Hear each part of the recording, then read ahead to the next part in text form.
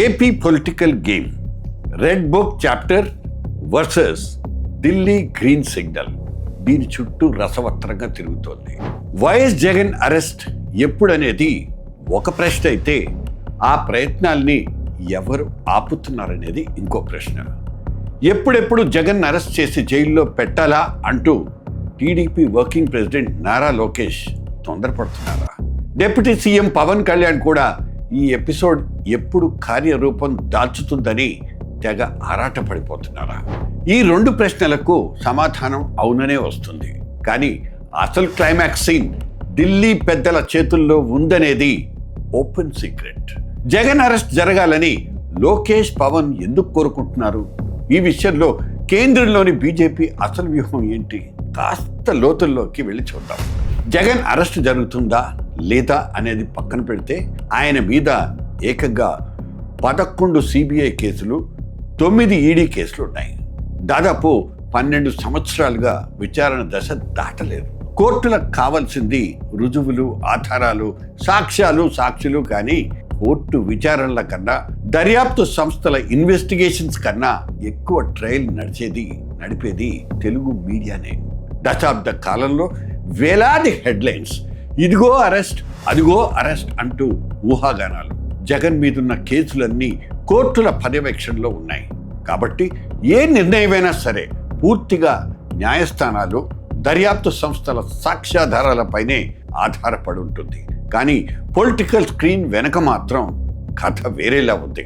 Jagan arrest విషయంలో కేంద్రంలోని BJP కావాలనే ఆలస్యం చేస్తోందన్నది జనాల మనసులో ఉన్న మాట. ఇరు పక్షాల మధ్య ఏదో సీక్రెట్ ప్యాక్ట్ నడుస్తోందన్నది గతంలో స్వయంగా తెలుగుదేశం పార్టీయే ఆరోపించింది. సోషల్ మీడియాలో టీడీపీ అనుకూల వర్గాలు అప్పుడు ఇప్పుడు అదే మీమ్స్తో రచ్చ చేస్తున్నాయి. ఇక్కడ అసలు ట్విస్ట్ ఏంటంటే, లోకేష్ ఎన్నిసార్లు రెడ్ బుక్ పేజీలు తిప్పినా జగన్ విషయంలో మాత్రం చివరికి తథాస్తు అనాల్సింది ఆ ఢిల్లీ పెద్దలే. నిజానికి ఏపీలో సొంతంగా బలపడాలన్నది బీజేపీ స్కెచ్. ఇందుకోసం సుదీర్ఘ కాలంగా బహుముఖ వ్యూహాన్ని అమలు చేస్తోంది. ఒంటరిగా నెగ్గడం కష్టమని గ్రహించిన తర్వాతే తెలుగుదేశం పార్టీ, జనసేనలతో చేతులు కలిపింది బీజేపీ. కూటమి పేరుతో సింపుల్గా అధికారంలో భాగస్వామి అయిపోయింది కూడా. ఉత్తరాదిలో వర్కౌట్ అయినట్టు ఇక్కడ కూడా డబుల్ ఇంజన్ సర్కార్ మంత్రం ఎంత పఠించినా ఫలితం దక్కదన్నది వాళ్లకు తెలుసు. కేంద్ర నిధులు ఇస్తున్నాం, అమరావతి రాజధానికి అప్పులు ఇస్తున్నాం, పోలవరం ప్రాజెక్టును మేమే కడుతున్నాం, ఇలా ఎన్నెన్ని వాదనలు చేస్తున్నా ప్రజలు అంత సులువుగా కమలం వైపు మొగ్గు చూపించరు. ఎందుకంటే ఆంధ్రప్రదేశ్కి ప్రత్యేక హోదా ఇవ్వలేదన్న కోపం ఇక్కడ ప్రజల్లో ఇంకా పచ్చిగానే ఉంది. కేంద్రంలోని బీజేపీని ప్రత్యేక హోదా విషయంలో నిలదీయాల్సిన 3 మెయిన్ క్యారెక్టర్స్ ఇప్పుడు సైలెంట్ అయిపోయారు. చంద్రబాబు, పవన్, జగన్. ముగ్గురికి ఏపీ ప్రత్యేక హోదాను మించిన స్వీయ ప్రయోజనాలు ఉన్నాయా? అందుకే కాంప్రమైజ్ అవుతున్నారా? ఇవి జనం అడిగే ప్రశ్నలు, ప్రజలు అడిగే ప్రశ్నలు. ఏ లెక్కన చూసినా కాషాయ నేతలు చెప్తున్న ఈ డబుల్ ఇంజన్ నినాదానికి ప్రజలంత ఈజీగా కనెక్ట్ కాలేరు. ఏపీ విషయంలో బీజేపీకి ఒక దీర్ఘకాలిక స్ట్రాటజీ ఉంది. అదేంటంటే, బలంగా ఉన్న 2 ప్రాంతీయ పార్టీలు తెలుగుదేశం, వైసీపీలను ఒకదానిపైకి మరొకదాన్ని ఉసిగొల్పి రెంటిని బలహీనపరచడం. ఇందుకు జనసేనను వాడుకుంటున్నారనేది ముమ్మాటికే నిజం. ఇదేదో ఇన్వెస్టిగేట్ చేసి కనుక్కోవాల్సిన అవసరాలు లేవు, అక్కర్లేదు కూడా. జగన్ను పూర్తిగా పొలిటికల్ సీన్ నుంచి వైపౌట్ చేస్తే ఏపీలో టీడీపీ తిరుగులేని శక్తిగా మారుతుంది. ఇది చంద్రబాబు కంటున్న కల.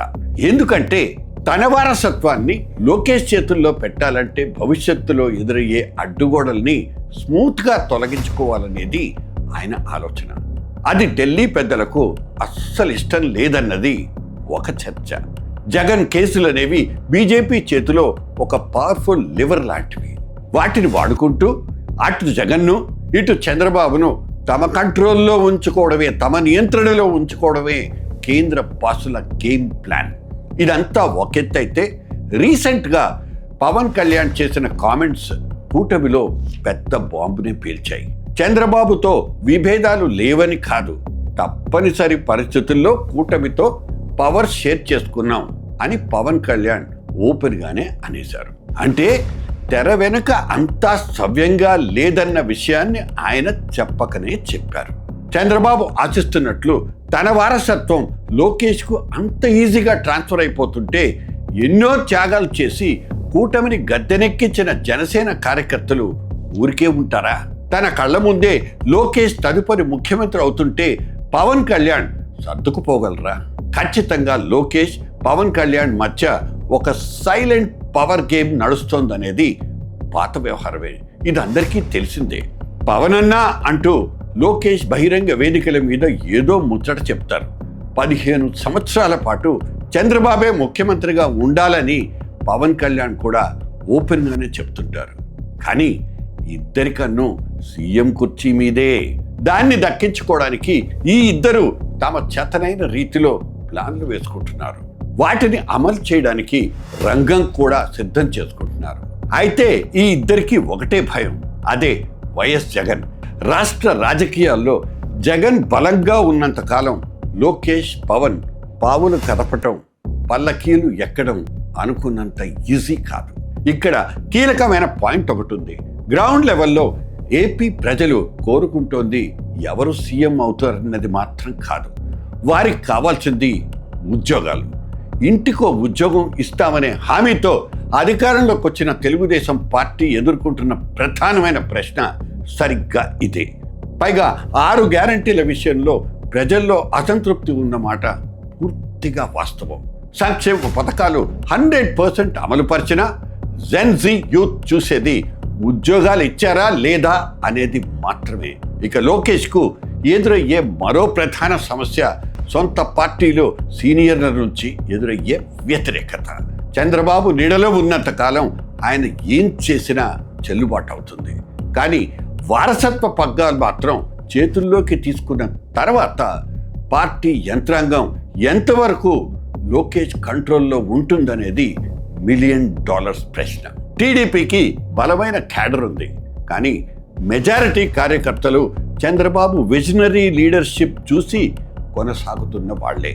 ఆ క్యాడర్ ఎంత డెడికేటెడ్గా లోకేష్ వైపు టర్న్ అవుతుందా అన్నది ఆలోచించాల్సినటువంటి విషయం. ఇక పవన్ కళ్యాణ్కు ఫ్యాన్ సపోర్ట్ చాలా స్ట్రాంగ్గా ఉంది. కానీ జనసేనకు కార్యకర్తల వ్యవస్థ మాత్రం బలహీనం, వెరీ వీక్.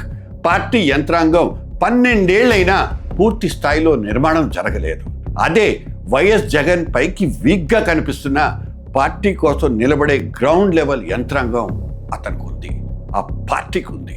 ఇంతేకాదు సాలిడ్గా 40% పైగా ఓటు బ్యాంకు కూడా ఉంది.